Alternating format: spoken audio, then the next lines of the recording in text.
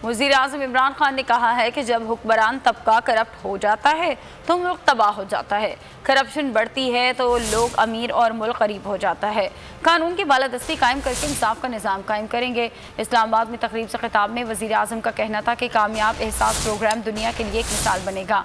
मुल्क की मजमूई पैदावार में इजाफा तरजीह है। मलेशिया और दीगर मुल्कों ने 60 के दहाके में पाकिस्तान से सीखा।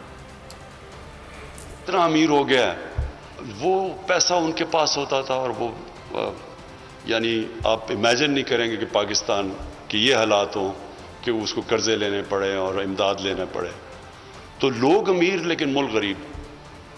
तो ये भी एक इम्बैलेंस है कि एक सिस्टम जब करप्ट हो चुकता है तो यही होता है, फिर नीचे गुर्बत हो जाती है, थोड़ा सा तबका अमीर हो जाता है, ना वो टैक्स देता है, वो आराम से आशियाँ लंदन में उनकी छुट्टियाँ, हॉलीडेज, बाहर शॉपिंग। हुक्मरान और उनकी रूलिंग एलीट करप्ट होती है। उन सारे मुल्कों के अंदर यही हालात होते हैं। कानून की बालादस्ती बजाय ताकत की बालादस्ती वो कायम करके, इंसाफ कायम करके तो ये चेंज आएगा। नीचे से जो लोगों को उठाएंगे उसके बड़े तरीके हैं। एक तो हम पूरा एहसास प्रोग्राम लेके आ रहे हैं।